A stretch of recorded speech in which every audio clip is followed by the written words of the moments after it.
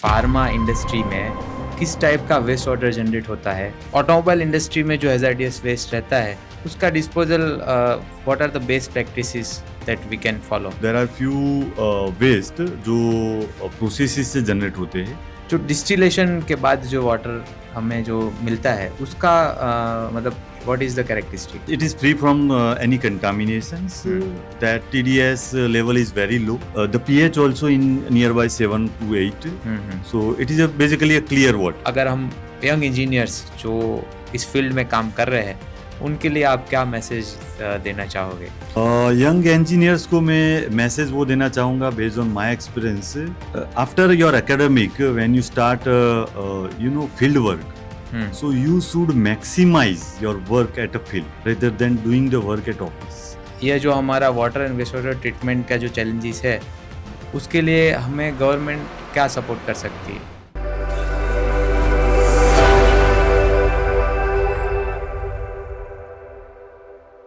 शमनो वरुणम, जल के देवता हमारे लिए शुभ हो। हेलो एवरीवन, मैं कल्पेश गोटी, मैं आपका हमारी वाटर वॉरियर चैनल पे स्वागत करता हूँ। आज हम ऐसे गेस्ट से मिलने वाले हैं, ऐसे हमारे हीरोज जो वाटर के लिए काम करते हैं। उनका खुद का मोर देन 18 इयर्स का एनवायरमेंटल इंजीनियरिंग फील्ड में एक्सपीरियंस है। उन्होंने L&T, जाइडस कैडिला, डॉक्टर रेड्डीज और ऑटोमोबाइल कंपनीज में पिछले 18 साल काम किया है। आज हम उनसे जानेंगे कि वेस्ट वाटर ट्रीटमेंट की टेक्निक्स क्या रहेगी। अगर कोई नई इंडस्ट्री एस्टेब्लिश कर रहे हैं तो उसमें एनवायरमेंटल मैनेजमेंट सिस्टम को कैसे हमको एस्टेब्लिश करना है, कैसे क्रिएट करना है, कैसे डेवलप करना है। तो let's welcome mister Amit Prajapati. Amit sir, आपका यहाँ पे वेलकम है। Thank you. Thank you. नमस्कार सर जी। नमस्कार सर। हम आपकी चाइल्डहुड जर्नी के बारे में जानना चाहेंगे कि जब आप छोटे थे तो रिगार्डिंग वाटर आपके लिए क्या पर्सपेक्टिव था? Yes. So, first of all, it is my privilege to be available here and have a discussion on the subject with you on the Water Warrior channel. Thank you sir. अगर childhood की बात करें तो मेरा पूरा schooling there is a village by the name Seratha. Okay. So from that government school से हुआ है। So after 10th I was the only candidate और the student at that time was the percentage increased gradually 11th and 12th. Okay. My favorite subjects were biology and physics. Okay. After my schooling, I was not that much aware about this environmental field and all. Okay. But I took suggestions or the guidance from educated and well-reputed engineers, and then I entered in this environmental field. During the schooling, I was only aware about water is very precious, but how it is being treated, what are the resources available in our planet Earth, and what are the opportunities through which we can reduce the water consumptions. That field was totally blank to me. Okay. मतलब Amit sir, आप जब बचपन में भी आप जानते थे कि water is precious, Yeah, sir. है ना? उतना तो एटलीस्ट ज्ञात हो चुका था हमें through Okay. Schooling and our seniors. Okay. तो आपने जैसे बोला कि एनवायरमेंटल इंजीनियरिंग के लिए आपने किसी से गाइडेंस लिया और आप इस फील्ड में आए, तो वो कौन थे और मतलब किसने आपको गाइड किया? इसमें स्टोरी ऐसी है कि I am from farmers family. Okay. My father was farmer and that time he was working in one of the private factory Okay. as in an account department. Hmm. So the plant head of that factory, basically he was a mechanical engineer. Okay. So after result of 12th science, we casually met him, and he suggested us. Basically that time and now also, it was very clear that India is developing country, one of the developing countries. Yes. So that will be a huge scope on the water, wastewater, environmental pollution, compliances and all. So that plant head was already passed through the phase of establishing the environmental management system, dealing with pollution control boards, Yes. and other activities. So he suggested us, yes, there were two field. One is medical, second one is a mechanical. Okay. That was a top पे थी उस time. Yes, yes. But though he was mechanical engineer, he suggested us and he convinced us कि environmental field एक green field रहेगी and आने वाले दिनों पे कई सालों तक ये field का रहेगा predominant रहेंगी. ओके. तो अमित सर आपने बताया कि ऐसे करके आप एनवायरमेंटल इंजीनियरिंग में आ गए. Yes, sir. तो आप कौन सी कॉलेज से आपने स्टडी किया है? So I have done being environmental engineer from LD College of Engineering, Ahmedabad. Okay. It is one of the reputed government college. Sir आपने कौन से साल में एनवायरमेंटल इंजीनियरिंग में एडमिशन किया? I took admission in the year 2001 and I completed in 2005. Okay okay. So आपने environmental engineering LD college of engineering Ahmedabad, जो लगभग ऐसे बोलो तो उस टाइम पे तो एक ही कॉलेज रही होंगी. I think I remembered there were two colleges. One is yes, LDC, and second was this government college at Kutch, I think. Okay. These two colleges were in this field. सो आपसे जैसे बात करें कि आपने 2005 में engineering complete किया, तो फिर आपकी प्रोफेशनल जर्नी की शुरुआत कैसे हुई?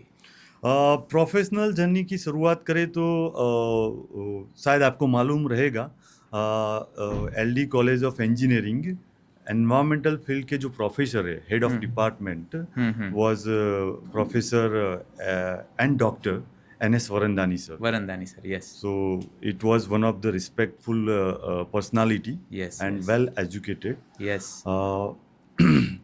During the last semester, he recommended me to one of the environmental consultant to have some field experience at their sites.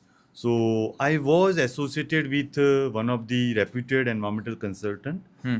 It was Chokhavatiya Associate. Okay. So one of the oldest environment firm in Ahmedabad.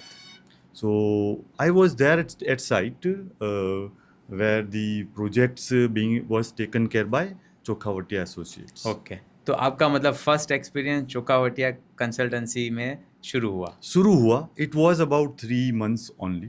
Okay okay. And after 3 months college पे एक campus interview रहा था one of the FMCG major by the name Nirma limited. Okay. So उसमें मेरा selection हुआ as a GET and then I join Nirma limited Ahmedabad. तो Amit sir आपसे जानना चाहेंगे कि आपका जो निरमा लिमिटेड में जब रिक्रूटमेंट हुआ एज फ्रॉम कैंपस, तो आपका फर्स्ट असाइनमेंट क्या था, आपको कहाँ पे लोकेट किया गया, तो उसके बारे में आप हमसे शेयर कीजिए. या इट वाज क्वाइट इंटरेस्टिंग. जहाँ तक मुझे उस टाइम पता था निरमा ग्रुप बेसिकली है FMCG company, but the timing was at the time of I join Nirma. That time Nirma Group made one of the pharma unit. Okay. So that was a core healthcare limited. Okay. So that unit they have procured. Okay. And that time I was given this assignment of doing due diligence, environmental due diligence of that healthcare unit. Okay. Basically, it was not like a greenfield project. It was not like a operational unit also. Okay. It was old, between. yes, old unit, manufacturing unit. We need to do some repairs, due Yes. diligence, and then after 3 or 4 months, it was made partially operational. तो आपका first ही assignment था जहाँ पे आपको as a due diligence as a auditor भेज दिया गया. Yes, sir. And that was a healthcare. I was in the impression of FMCG. It was maybe a detergent or a raw material for the detergents. But surprisingly, it was a formulation pharmaceutical unit. Okay. तो Amit sir आपसे हम जानना चाहेंगे कि जो आपका first assignment था उसमें वहाँ पे जो कोर हेल्थ करके जो कंपनी को एक्वायर किया गया था निरमा ग्रुप के थ्रू, Yes, sir. तो उसको उसमें आपने particularly in the field of environmental engineering, in the field of waste water treatment और वाटर कंजर्वेशन क्या इनिशिएटिव या कुछ जो भी आप हमसे शेयर करना चाहे कि जो हमारी ऑडियंस को हम बताना चाहते हो? करेक्ट। सो कल्पेश जी, उस टाइम मुझे वहाँ पे असाइन किया गया ये वर्क, एनवायरमेंटल मैनेजमेंट सिस्टम को एस्टैब्लिश करनी, ऑपरेशनलाइज करनी, और उसके पहले जो भी गैप्स है उसको आइडेंटिफाई करके रेक्टिफाई करना। So one part was compliance, okay. है ना। सो permission from Gujarat pollution control board, there visits, वो सब को हैंडल करना। और वहाँ पे यूनिक बात ये रही कि previously it was ETP, but the partially constructed. It means they have constructed the ETP, the RCC tanks only. It was a conventional activated sludge process based Okay. ETP. So we have cleaned that area with the help of our manpower, and we found that these were the treatment units available at the field. Okay. So we need to, we need to adjust our electrical and mechanical machineries according to the available Civil civil component. work. Yeah, civil Okay. tanks. That was a big challenge, I Big think. challenge, sir. No paper were available, no any documents, drawings. Okay. So we physically measured the dimension of the tanks, and then we made a BOQ, and then we have gone for the procurement of the machineries, Okay. Voltas Limited, and then we erected it in-housely. Okay, okay. So nice to hear from you. हम आपसे अभी जानना चाहेंगे कि आपने Nirma group के बाद कौन सी कंपनी ज्वाइन की और कहाँ पे थी वो लोकेटेड? Sir, Nirma के बाद I join one of the pharma major, which is Gujarat based. It was a Zydus Group, Cadila Healthcare Limited. Okay. और ये आप कहाँ पे लोकेशन था इनका? Ahmedabad based, but since our field is environment, so we used to monitor and visit all the plant located across India. Okay, okay. तो अभी मतलब you are in Ahmedabad head office for Zydus Cadila and taking care of the management of the all the manufacturing units all over the India for Zydus Cadila. Yes. या तो Amit sir, हम आपसे जानना चाहेंगे कि फार्मा इंडस्ट्री में किस टाइप का वेस्ट वाटर जनरेट होता है, उसके बारे में हमें बताएं। Yeah. So I was based at Ahmedabad. It was fortunate to me to work under the former member secretary of Gujarat Pollution Control Board, Dr. GB Soni. You might have heard the name of this senior personality. So under his guidance, we used to monitor, establish the environmental management system, particularly the water and wastewater. And specific to your question, there were two type of streams were being generated. See, we used to monitor the units which are formulation in nature, as well API and R&D. So if you consider the API and R&D, so basically the high organic load wastewater generation source. And for formulation, yes, it is not that much high. In case of formulation, it is less organic wastewater stream compared to the APIs. API compared to the API, yes, because in formulation also the product keep on changing. Product mix changes, the wastewater characteristics also changes. Yeah. Okay. So we have identified the streams. Basically high COD. COD means it is organic load only, and low COD. So based on the organic load of the stream, we segregated that wastewater in different area or different tank. And if it is a high organic with high solvents, so we divert that wastewater to solvent stripping plant, ME and ATFD. So the specific treatment can be given to that high organic load wastewater, and the low organic load wastewater, it is being pumped from the process units to the ETP collection tank, and then through the conventional activated sludge process उसको treatment दिया जा रहा था। Okay. तो Amit sir, आपसे जानना चाहेंगे कि ये जो आपने 3 टाइप के वेस्ट वाटर बताए, एक फॉर्मुलेशन से आया, एक API से आया और एक R&D से आया, या तो उसमें हमारा 2 स्ट्रीम हुआ, हाई COD लो COD। या तो लो सीओडी के लिए हम उसको रीयूज़ करते थे कि उसका अल्टीमेट डिस्चार्ज या डिस्पोजल क्या था? सी जैसे मैंने आपको बताया कि जो हाई ऑर्गेनिक लोड है उसको तो हम अलग से जो स्पेसिफिक ट्रीटमेंट दे रहे हैं उसके आउटकम में हमें क्लियर वाटर रहेगा if we consider the outlet of ZLD zero liquid discharge comprises of ME and ATFD yes. So उसके डिस्चार्ज में क्लियर वाटर जो कंडेंसेट रहेगा that will be use as a process recycle back into the process and the dried sludge और the salt जो हम secured landfill या आज के दिन पे बात करें तो को प्रोसेसिंग पे डिस्पोज हो रहा है and low COD waste water की जो आप बात करें लो ऑर्गेनिक लोड उसको अगर कन्वेंशनल ट्रीटमेंट के बाद उसको आगे मल्टी स्टेज आरओ करने के बाद उसका जो हाई कॉन्सेंट्रेटेड रिजेक्ट्स है उसको we can treat in ME and ATFD and जो परमिएट वाटर है we use to recycle back into the process. So ultimately, all the wastewater, either high COD load or low COD load, it is being recycled back into the process. If we consider the output sludge, then the salt from ATFD and ETP sludge from conventional treatment plant, जो हम secured landfill and co-processing के लिए dispose करते हैं. Okay मैं audience को बताना चाहूँगा कि ये जो अमित सर बता रहे हैं MEE ये मल्टी इफेक्ट इवेपोरेटर होता है जो जनरली ZLD जब ज़ीरो लिक्विड डिस्चार्ज यूनिट रहता है कि जहाँ से एक बूंद भी वाटर या वेस्ट वाटर अपनी प्रीमाइसिस के बाहर डिस्चार्ज नहीं किया जाता है. जो भी वाटर कंज्यूम होता है उसके बाद वेस्ट वाटर जनरेट होता है उसको ट्रीट करके वापस से with in process fresh water में कन्वर्ट करके यूज़ किया जाता है. तो अमित सर आपने जैसे बताया कि ऑल वाटर को आप रीयूज़ कर लेते थे तो लगभग कितना क्वांटिटी होगा ये? So it was around if we consider all quantity, it is more than 3,000 meter cube per day, sir. Okay. The capacity of the plant was 3,500 KLD. Okay, मतलब डेली आप 3,000 meter cube Yes, sir. Water को treat करके reuse कर रहे हैं. Yes.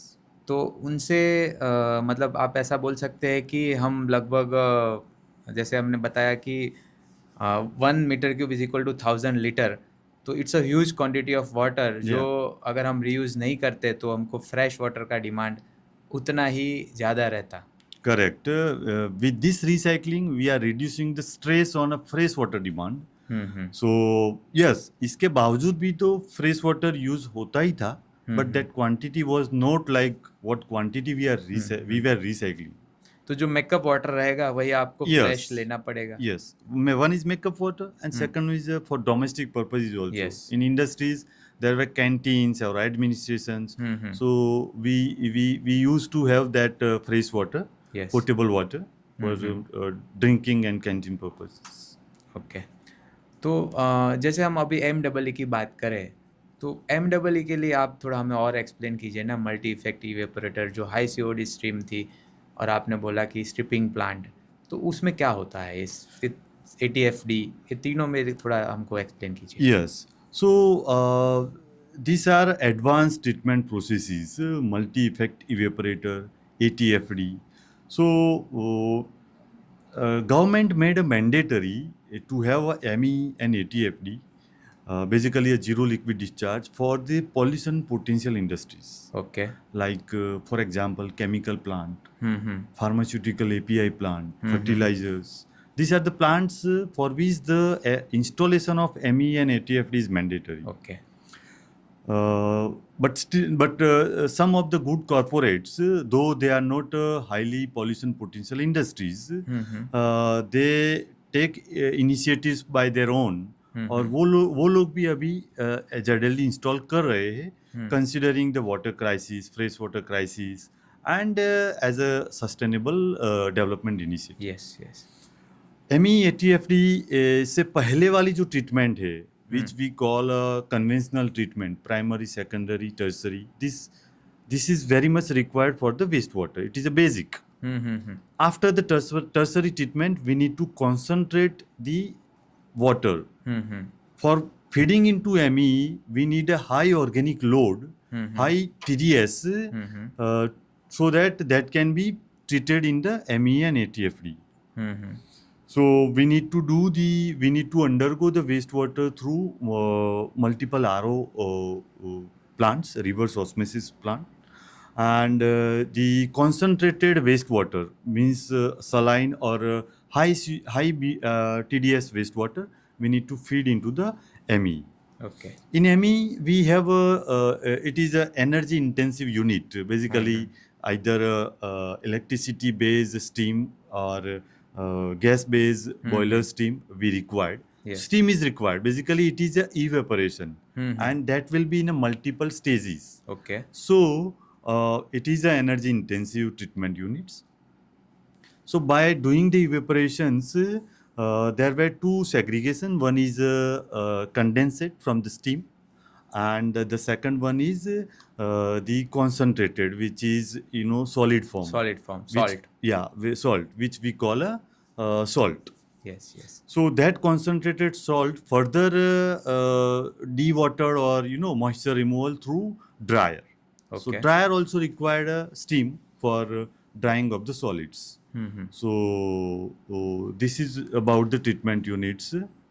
Okay. Yeah, processes. जो distillation के बाद जो वाटर हमें जो मिलता है उसका मतलब व्हाट इज़ द कैरेक्टरिस्टिक मतलब like it is almost I think without any harmful chemicals. Yes, sir. It is free from any contaminations. That TDS level is very low. That water directly can be used into the process or other utilities. Okay. The pH also in nearby 7 to 8. So it is basically a clear water. So that can be directly utilized to the processes except drinking. तो Amit sir आपसे जान के बहुत खुशी हुई. अभी हम आपसे जानना चाहेंगे कि after this pharma industry what is your next job role?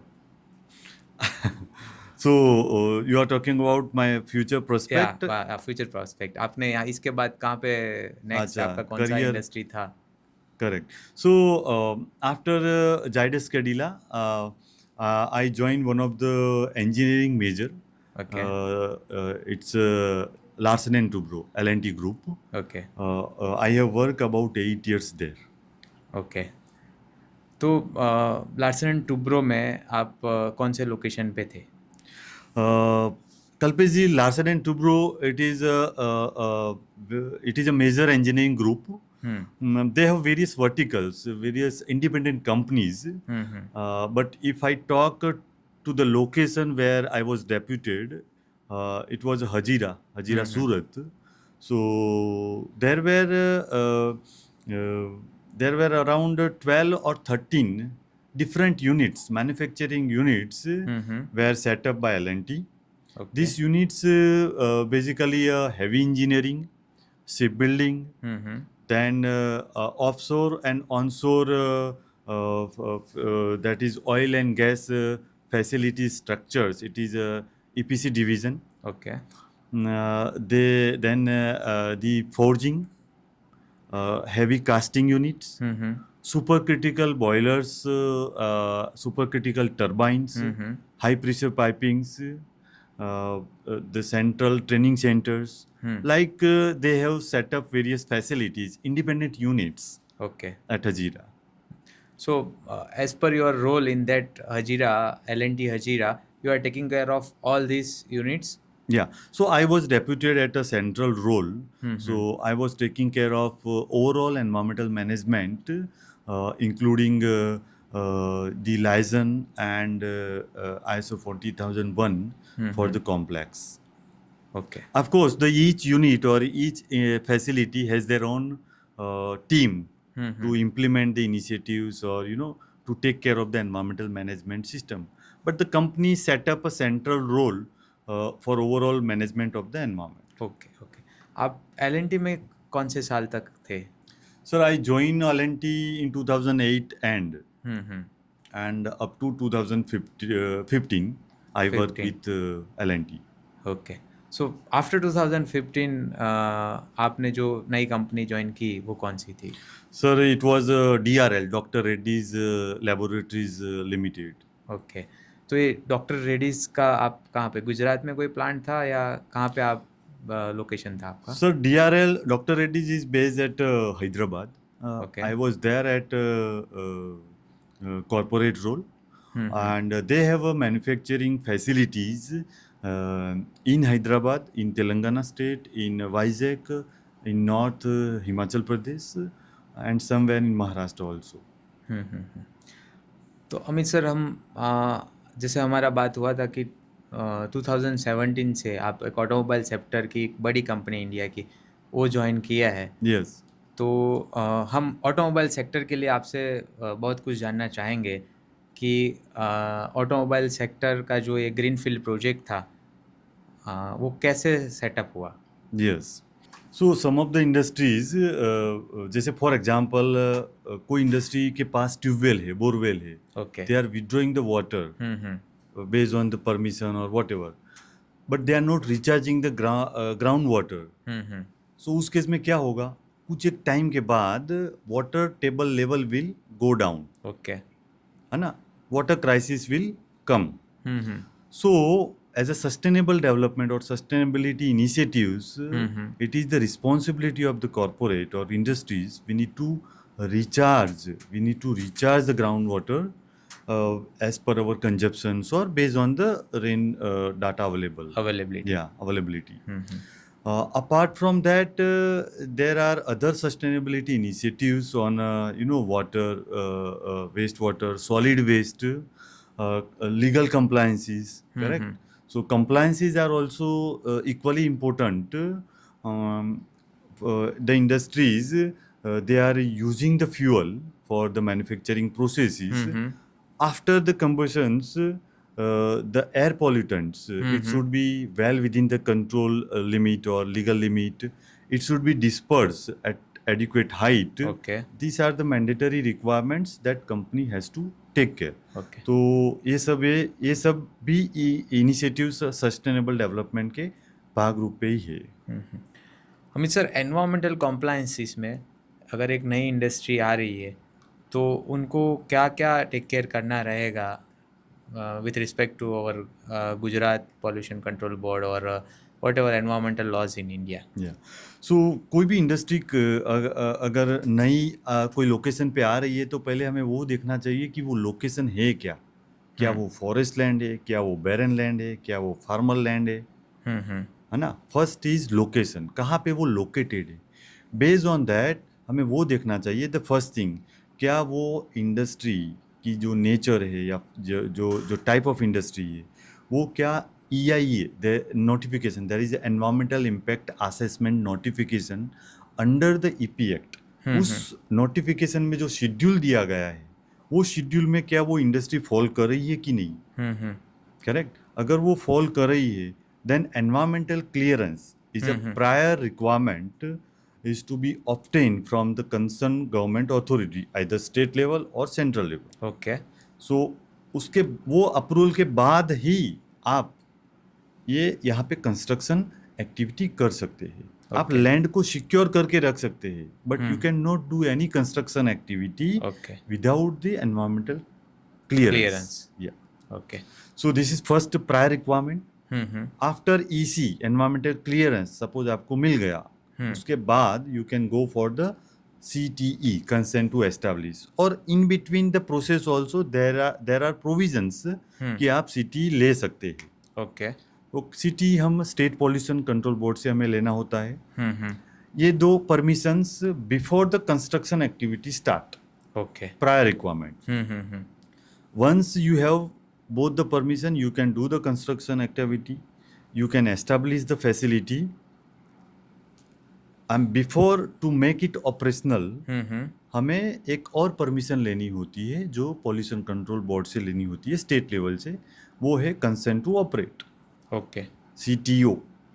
सो ये परमिशन लेने के बाद वी कैन ऑफिशियली और legally we can operate the plant and whatever the compliances or requirements given or instructed in these all permissions, EC, CTE and CTO, that has to be taken care by the project proponent or the industry. It is mandatory. Okay. So these are the basic 3 approvals which we have to take care for any new industry. Okay. मैं audience से बात करना चाहूँगा कि Amit sir ने बताया कि EC मतलब एनवायरमेंटल क्लियरेंस, सीटीई मतलब कंसेंट टू एस्टैब्लिश, जो इंडस्ट्री को एस्टैब्लिश करने से पहले लेना पड़ता है, और सीटीओ मतलब कंसेंट टू ऑपरेट, कोई भी इंडस्ट्री कमर्शियल प्रोडक्शन चालू करने से पहले उन्हें कंसेंट टू ऑपरेट लेना पड़ता है पॉल्यूशन कंट्रोल बोर्ड से। अमित सर, अभी आपने जो बताया कि इंडस्ट्री एस्टैब्लिश करने के लिए परमिशन लेने पड़ते हैं और उसके जो भी रूल्स और रेगुलेशन जो दिए होते हैं उस परमिशन में वो फॉलो करने होते हैं। तो हम आपसे आगे जानना चाहेंगे कि वो पर्टिकुलर इंडस्ट्री को एस्टैब्लिश करते समय जो हमें एफ्लुएंट ट्रीटमेंट प्लांट बनाने पड़ते हैं, तो उसका क्या टेक्निकल क्राइटेरियाज को कंसीडर करना चाहिए कि अगर कोई भी इंडस्ट्री को एफ्लुएंट ट्रीटमेंट प्लांट बनाना है तो उनको क्या क्या चीज़ें चेक करनी चाहिए? See, for any project, uh, ETP basically it is based on two criteria, है ना? ETP हो या STP हो. One is hydraulic load. For example कि कितना कैपेसिटी प्लांट का है, क्या टाइप का प्लांट है, क्या बना रहा है, वो मैन्युफैक्चरिंग क्या है, उसके बेस पे क्या क्वांटम है, और जो भी क्वांटम है उसमें क्या आपका पॉल्यूशन लोड है. ये दोनों चीज़ें पे ध्यान में रखते हुए हमें ईटीपी का scheme, design and treatment units establish करना होता है. ओके। सो फॉर एग्जांपल कोई एक फर्टिलाइजर है, फर्टिलाइजर यूनिट की अगर बात करते हैं फॉर एग्जांपल, तो उसमें हमें ये सब चीज़ें ध्यान में रखते हुए हमें ही प्रपोज करना होता है कि मैं ये ईटीपी प्रपोज कर रहा हूँ, मीन्स प्रोजेक्ट प्रपोनन को ही प्रपोज करना होता है based on this two criterias. और उसके बाद वो प्रपोजल हमें वाइल टेकिंग द परमिशंस, चाहे ईसी हो या सिटी हो, सिटी, उसमें हमें ऑफिशियली देना होता है गवर्नमेंट ऑफिस में. उनको कुछ अगर उसमें कुछ इंस्ट्रक्शन है या कुछ इम्प्रूवमेंट है या कुछ उनको लग रहा है कि ये ऐसा नहीं वैसा होना चाहिए, so they can always instruct and direct us during the process of granting the approval. So ये दो चीज़ पे हमें वो ध्यान रखना होता है कि क्या हमारा ETP या STP का कैपेसिटी रहेगा और पॉल्यूशन लोड हैंडल करने का रेजिस्टेंस रहेगा. हाँ अमित सर, अभी हम अगर नई इंडस्ट्री एस्टेब्लिशमेंट के लिए एक और बात करें, तो सॉलिड वेस्ट में हमको क्या टेक केयर करना रहेगा? See, for any new industry, there are two types of waste. One is hazardous waste and second is a non-hazardous waste. Okay. Hazardous means by its property of the waste, it is hazardous. By name hazardous, it is not good to the environment, not good to the human being. Okay. ना? Its physical and chemical properties is like that कि it is making an adverse impact to the environment. So उसे hazardous बोला जाएगा. And these hazardous waste are very specific to the processes. Processes के हिसाब से उसका वो रहता है जनरेशन या quality. And second is a non hazardous, है ना? कोई भी इंडस्ट्री में मॉडिफिकेशन करते हैं या रूटीन में भी कुछ वेस्ट जनरेट होते हैं, वो जैसे कुछ प्लास्टिक रहा, कुछ रबर रहा, this all are not contaminated with any chemical और ऑयल. स्क्रैप रहा, मेटल स्क्रैप, यस, ये सब नॉन hazardous वेस्ट में रहता है. सो जैसे आपने पूछा कि ये दोनों वेस्ट कोई भी इंडस्ट्री में जनरेट तो होता ही है, irrespective of the nature of the industry. So उसका सही management until it's ultimate disposal, final disposal, वो ओवरऑल मैनेजमेंट होना जरूरी है, starting from collection, storage, transportation, disposal. In disposal, we have to ensure that we have to take care it should be disposed in environmentally sound manner.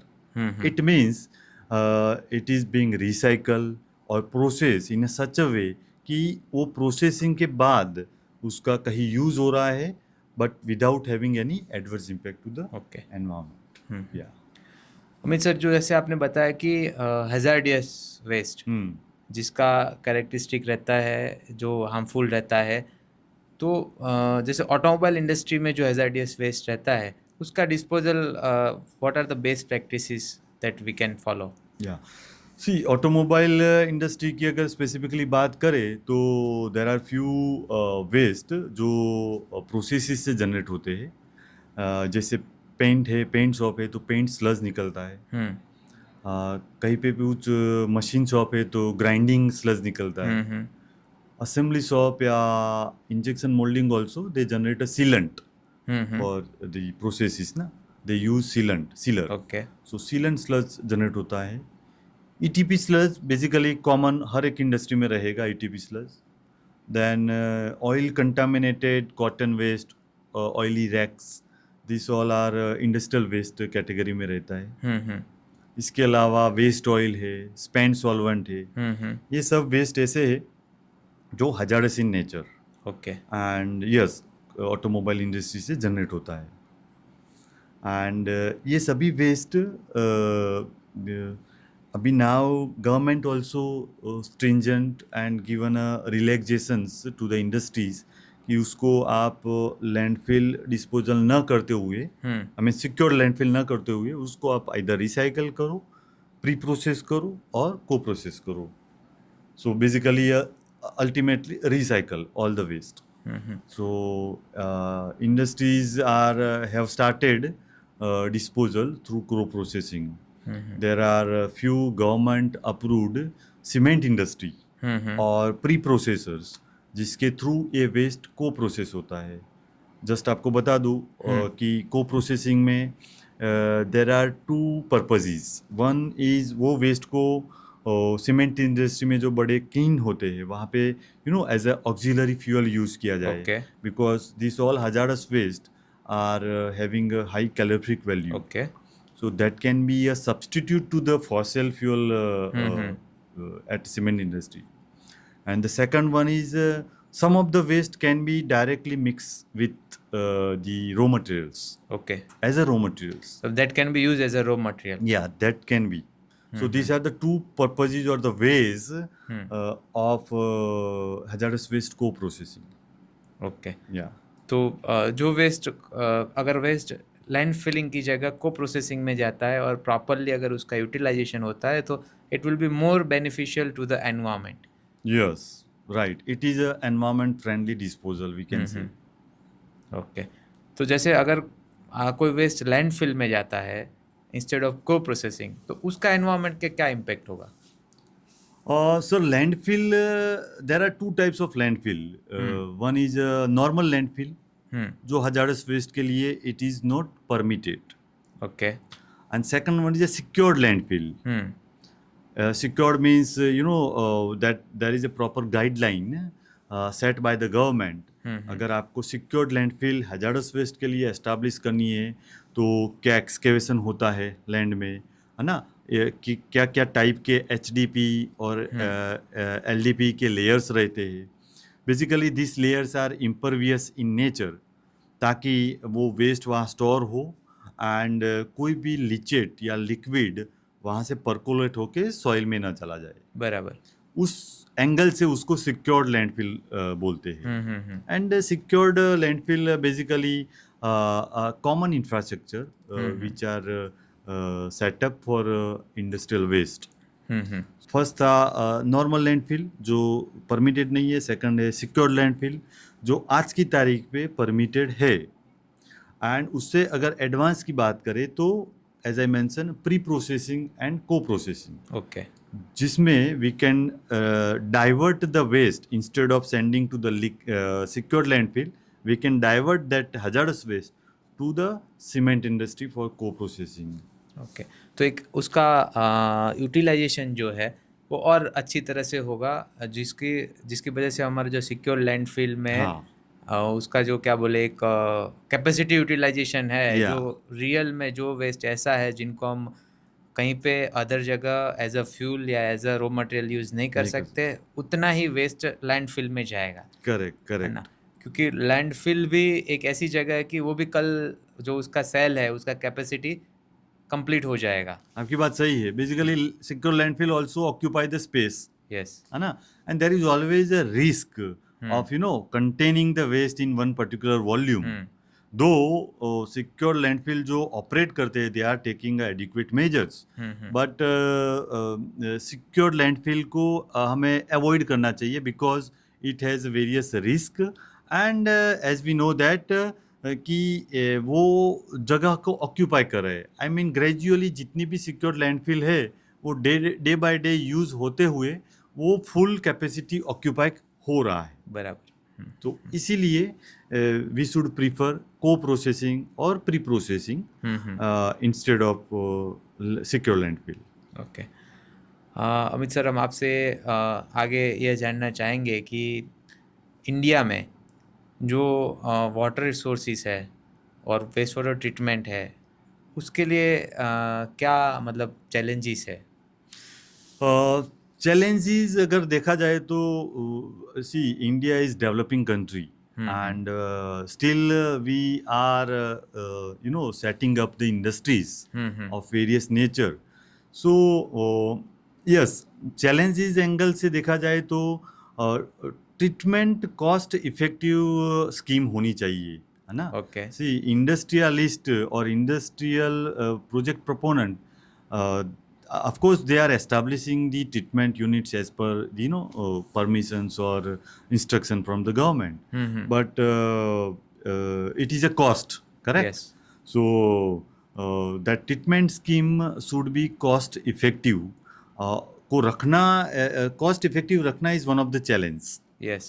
कि मतलब कि at minimum cost maximum treatment हो पाए. Yes. ये this is the challenge in India. In India, yes sir. Yes. Yes. तो जैसे we are a developing country and we don't have that you can say capital fund to run the industry and to treat the waste water. Correct. Correct. हम से सवाल ये पूछना चाहेंगे कि अगर हम यंग इंजीनियर्स जो इस फील्ड में काम कर रहे हैं, उनके लिए आप क्या मैसेज देना चाहोगे? यंग इंजीनियर्स को मैं मैसेज वो देना चाहूँगा based on my experience. After your academic when you start field work, so you should maximize your work at a field rather than doing the work at office. Okay.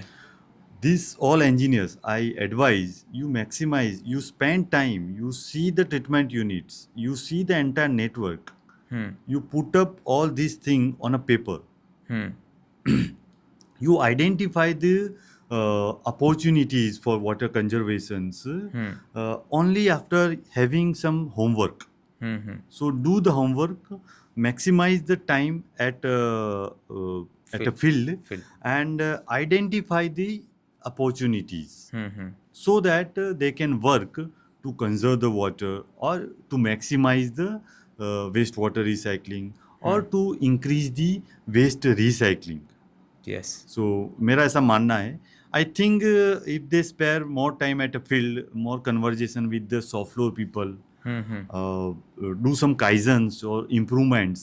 Small kaizen can impact at larger at the end after a long time. Yes. So this is my advice to them. Just giving an example, if the young engineer is deputed to a particular industry, so if he get into the entire network of water and wastewater where the flow meters are located, how about the healthiness of that flow meters, the measurements, what are the losses, what is the, as I mentioned, the water balance diagram, a detailed one. अगर वो सब चीजें ready होगा तो he can easily identify the scope for the improvement. Yes. So this is one example. Likewise, other areas also, waste or wastewater or air also, they can identify more scope. So scope for the improvement. मैंने automobile, one of the automobile major जो है company, उसको join किया 2017 में. और specific to your question, automobile industry जहाँ पे various shops या फैसिलिटीज़ रहती है, if I talk press shop, weld shop, paint shop, injection moulding, assembly shop, vehicle inspections, so this are the shops जो सेटअप करनी होती है. बराबर. अगर एनवायरमेंटल मैनेजमेंट सिस्टम की बात करें तो I will talk one by one. First is water. Okay. So automobile industry में जो main source of water consumption for the process या फिर the major source of waste water generation from the process वो है paint shop, okay. Followed by injection moulding shops. इसके अलावा भी other shops भी जनरेट करती है वेस्ट वाटर, बट वो वेस्ट वाटर की quantity and quality paint shop के कंपेयर में काफ़ी लो रहती है. बराबर. सो पेंट शॉप से जो वेस्ट वाटर जनरेट होता है वाइल हैविंग अ डिज़ाइन और कंस्ट्रक्शन फेज पे ही अगर वहाँ पे हम सेग्रीगेशन ऑफ वेस्ट वाटर करें तो लेटर ऑन पे आपको उसको ट्रीटमेंट करना इतना कन्वीनियंट हो जाएगा और उतना कम ट्रबल रहेगा आपके ट्रीटमेंट यूनिट्स में. सो अगर पेंट शॉप की बात करें तो वहाँ पे 2 टाइप के अलग अलग वेस्ट वाटर कैरेक्टरिस्टिक्स रहते हैं. One is acidic and second is alkaline. Okay. And in each stream high density low density, high density low density, total 4 streams रहेगी जिसका सेग्रीगेशन एट सोर्स रहता है. ओके. कोई भी वेस्ट वाटर को अगर आपने सोर्स पे ही सेग्रीगेट कर दिया इट मीन्स आपने you have done 50% of your work. Okay. So one is segregation. So हमने ये ग्रीनफील्ड प्रोजेक्ट में वो ध्यान रखा कि हम सोर्स पे ही सेग्रीगेशन करें. बराबर. और वहाँ से सेग्रीगेशन करते हुए वो ट्रीटमेंट प्लांट पे लाए. So one of the major thing जो water waste water treatment plant के लिए वो इम्पेक्ट करता है. ओके. अमित सर, जैसे आपने बताया कि एसिडिक स्ट्रीम और अल्कलाइन स्ट्रीम, तो इसमें वाटर कंजम्पशन के उसमें बताया है, तो कितना वाटर कंजम्पशन होता होगा? अगर मैं एक प्लांट की बात करूँ तो करीबन 1500 metre cube per day waste water generate होता है. 1500 metre cube per day waste Yes. Water generate होता है. हाँ. वेस्ट वाटर जनरेट होता है. यस. तो वाटर कंजम्पशन तो उससे ज़्यादा होता होगा. वाटर कंजम्पशन तो उससे ज़्यादा रहेगा. तो 2500 2500 के आसपास Yes. वाटर कंजम्पशन होता रहता है. है. यस. बराबर. तो ये जो वेस्ट वाटर हमको अल्कलाइन और एसिडिक वेस्ट वाटर जो हमारे पास आ रहा है, उसको हम ट्रीटमेंट कैसे करें? अभी क्या ट्रीटमेंट स्कीम उसके लिए अप्लाई किया है? यस. सो एक बात हुई कि हमारा वेस्ट वाटर सेग्रीगेशंस वो अगर ईटीपी पे आ गया सेग्रीगेटेड फॉर्म में we can store in different tanks. Okay. और वहाँ से जो ईटीपी इनलेट की बात करते हैं, ETP inlet, ETP treatment scheme comprises of primary, secondary and tertiary. And after tertiary we have advance treatment plan to ensure that कि उसका प्रॉपर रिसाइकलिंग हो. ओके. सो प्राइमरी में जैसे रहेगा कि केमिकल फिजिको केमिकल ट्रीटमेंट है ना, flocculation, coagulation means reaction tanks. Okay. After reaction tanks, the wastewater goes to the primary settling tank or primary clarifier, where the heavier particles will settle down. Yes. Or clear water will go to the neutralization tank, Okay. where we can do some pH correction. Mm-hmm. And after the neutralization tank, it will go to the equalization tank for homogeneous mixing of the wastewater. From that, it is being pumped to the aeration tank. If I talk about we have a 2 treatment scheme. One is a conventional activated sludge process, Okay. and second one is a MBR base. Okay. So if I talk about first one, conventional treatment, so from primary clarifier, it will go to the neutralization tank, then equalization tank, and from there it will go to the aeration tank. Okay. Where we need to maintain the biomass concentration in the normal range, in adequate concentration. Amit sir, हम आपसे जानना चाहेंगे कि ASP और MBR, आपने जैसे बताया activated sludge process और मेम्ब्रेन बायोरिएक्टर, एमबीआर, MBR. तो ये 2 अलग अलग टेक्नोलॉजी क्या क्या पर्पस है? See, दोनों basically waste water treatment scheme है ना. Now if we see MBR तो वो काफ़ी एडवांस है. It is a very critical treatment. We need to maintain the particular TMT level, means pressure level. We need to maintain the particular range of the microbes in MBR. MBR किस cases में लगाया जाता है उसकी बात करें तो you know very well, अगर कन्वेंशनल ट्रीटमेंट है तो मुझे एरेशन के एरेशन टैंक के बाद सेकेंडरी क्लैरिफायर लगाना Yes. होगा, देन वेरियस फिल्टर्स लगाना रहेगा, है ना, pressure sand Pressure send filter, filter, activated carbon carbon. Filter, chlorination, this all tanks we need to install for the proper treatment of the waste water. Yes. But यहाँ पे अगर MBR आप install कर रहे हो, दिस विल एलिमिनेट आपका secondary clarifier, PSF, ACF, CCT, chlorine contact tank, this all treatment units can be eliminated. Okay. सो जहाँ पे स्पेस का कंस्ट्रेंट है, you have a lay space, that location पे MBR is more advantageous. Okay. This is about the location, means area specific. Area constraint. Yes. Second is the quality.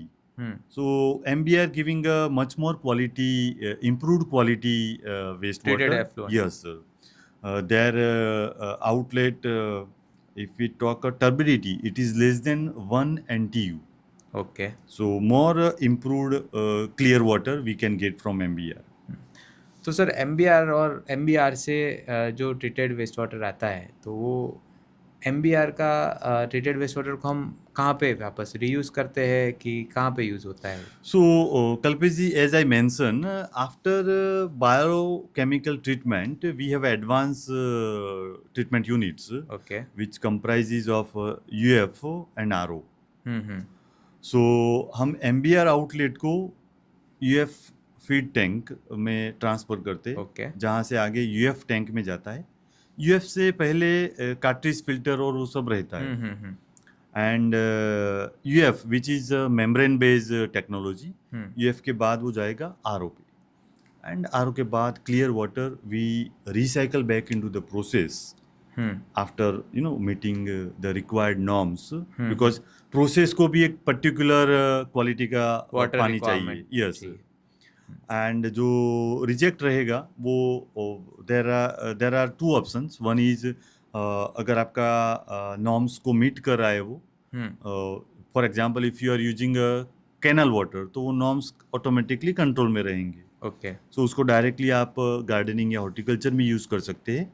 और second है कि उसका TDS level अगर high है तो further उसको RO करके आप ZLD के लिए जा सकते हैं, जिससे हमने पहले बात की.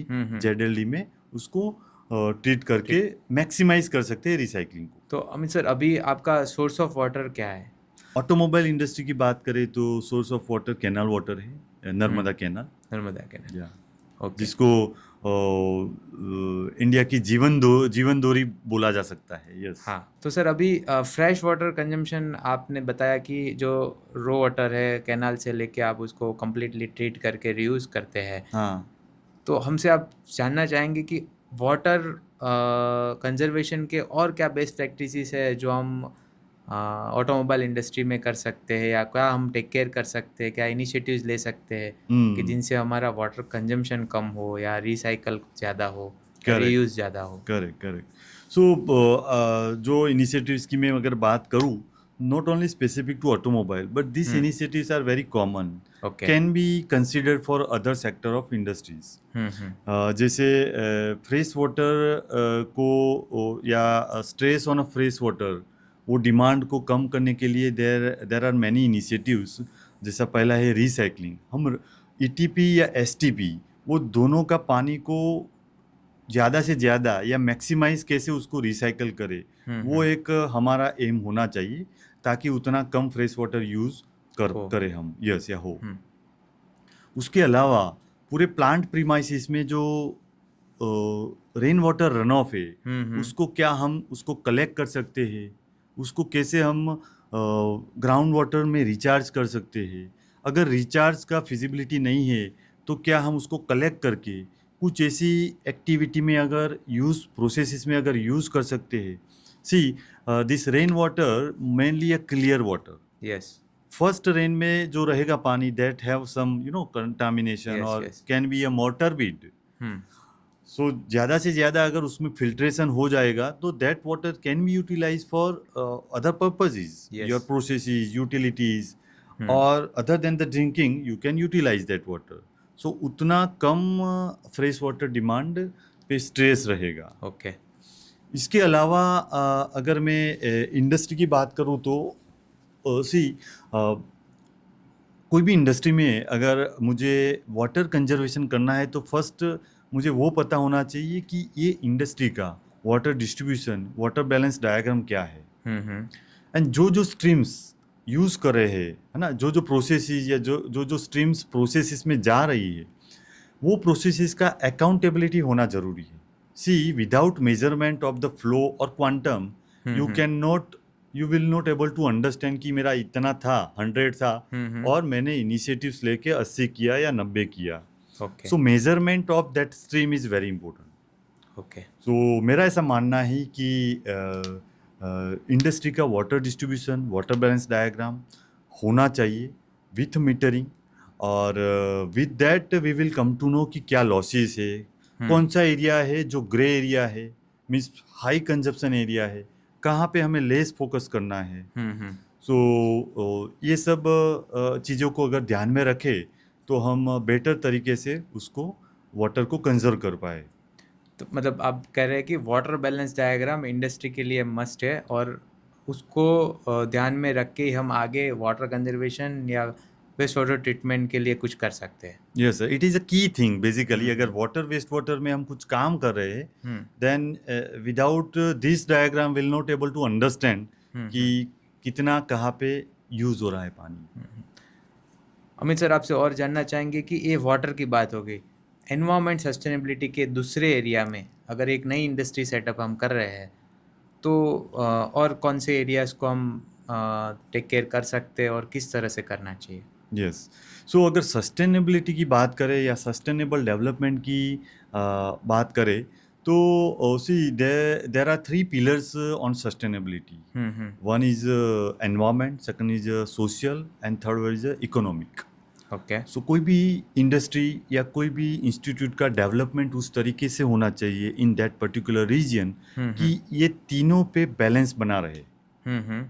इट मीन्स हमें ये सोसाइटी पे उस तरीके से कंट्रीब्यूट करने चाहिए ऑन तीनों एरियाज. ओके अगर सोशल की बात करें तो जहाँ पे इंडस्ट्री सेट हो रही है उसके सराउंडिंग में क्या सोशियो इकोनॉमिक स्टेटस है, उसको कैसे हम अपलिफ्ट करें.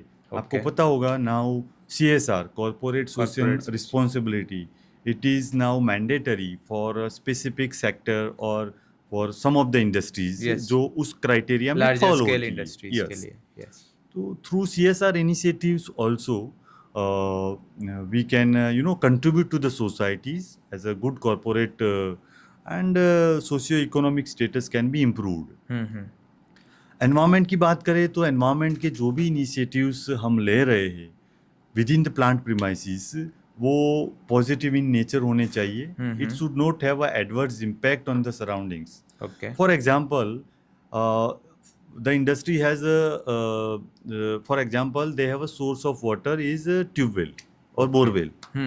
So I am withdrawing the water from the ground or it is keep doing, I am not recharging anything to the underground. Okay Amit sir, मैं आपसे पूछना चाहूँगा कि गवर्नमेंट ये जो हमारा water and waste water treatment का जो चैलेंजेस है उसके लिए हमें गवर्नमेंट क्या सपोर्ट कर सकती है.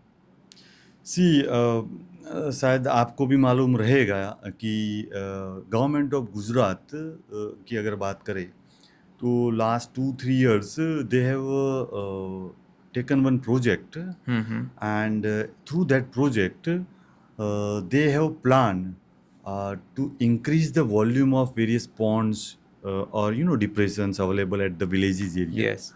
And it was very successful initiative.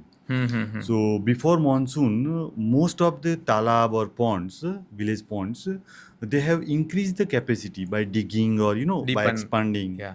So through that basically they have increased the holding capacity of the pond, so the water has more time to percolate, to be available in the pond, can be utilized by others beneficiaries.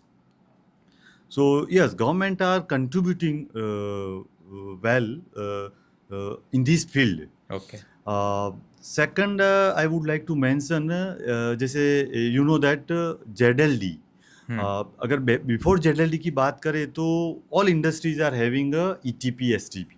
Okay. Correct. And whatever the outlet water most of the industries are using that water for gardening, plant premises, चाहे वो जरूरत है या नहीं है. And only few industries, yani some pollution potential industry, you know that 17 categories of industries which are highly pollution potential. So that industries के लिए ZLD is mandatory. Yes. It means ZLD उस industries के लिए mandatory है. It means recycling of waste water वहाँ पे maximize है. Yes. But government को वो भी देखना चाहिए कि इनके अलावा जो इंडस्ट्रीज है जो हाईली पॉल्यूशन पोटेंशियल नहीं है, but they are water intensive industries Yes. And they are good corporate, hmm. So उनको भी वो इंसिस्ट करना चाहिए ZLD. सो through ZLD we can reduce the pressure on the fresh water demand. Yes. So this is one of my suggestion. But yes, government are quite working on these areas, and industries are also slowly now thinking for water neutral. First to become a water neutral, and then how to reach the next level, which is water positive. Sir आपने जैसे बताया कि water neutral, तो उसके लिए government ने अभी recently एक क्या बोले एक ड्राफ्ट जारी किया है. हाँ, प्रिपेयर किया है कि by 2031 they are going to mandate that 50% of, मतलब whatever water consumption in the industry को 50% रिसाइकल कंपलसरी करना है. ऐसा उस तरह का वो कुछ ड्राफ्ट बना रहे हैं. Yes. और उसको इम्प्लीमेंट करने वाले हैं नियर फ्यूचर में. Yes. तो आप जो बोल रहे हैं कि गवर्नमेंट का इनिशिएटिव्स और गवर्नमेंट एनवायरनमेंट के लिए उनका कंसर्न बहुत ज़्यादा है. तो Indian government is very much active and proactively they are working. जैसे अगर नेट जीरो की बात करें, carbon neutral, so government already set a target 2070 to become a carbon neutral. But the government is preponing that plan. They are planning now 2050 carbon neutral. Similarly, rightly you mentioned water neutral also. Yes. They have a plan. So industries को ये recycling and other initiatives जो water conservation के लिए है, वो सब implement करने चाहिए. Yes. जो मैंडेटरी है वो तो कर ही रहे हैं. इसके अलावा जो मैंडेटरी नहीं है, but as a good corporate they have to consider this initiatives. Amit sir, thank you very much for giving us the time. आज आपसे बात करके हमें बहुत खुशी हुई, और आपके जो ये एक्सपीरियंस और एक्सपर्टाइज है कि वेस्ट वाटर के ट्रीटमेंट कैसे किया जाए और वेस्ट मैनेजमेंट के टेक्निक्स जो आपने हमें आज यहाँ पे बताए, वो हमारे लिए बहुत ही इंसाइटफुल और इंस्पिरेशनल रहे. तो मैं मेरे लिसनर्स से कहना चाहूँगा कि अगर आपको भी ये कन्वर्जेशन इंस्पिरेशनल लगा तो आप बने रहिए हमारी ये वाटर वॉरियर्स पॉडकास्ट चैनल के साथ, और आगे हम ऐसे ही कन्वर्जेशंस और ऐसे पॉडकास्ट लेके आएंगे जिसमें हम बात करेंगे कि हम वाटर कंजर्वेशन कैसे कर सकते हैं, वेस्ट वाटर ट्रीटमेंट कैसे कर सकते हैं, और हम हमारे वाटर रिसोर्सेज को और अच्छी तरह से कैसे मैनेज कर सकते हैं जिनसे हमारा फ्यूचर सेफ रहे, हमारी रिवर्स सेफ रहे. तो stay tune to our channel, and तब तक save water, save rivers. Thank you.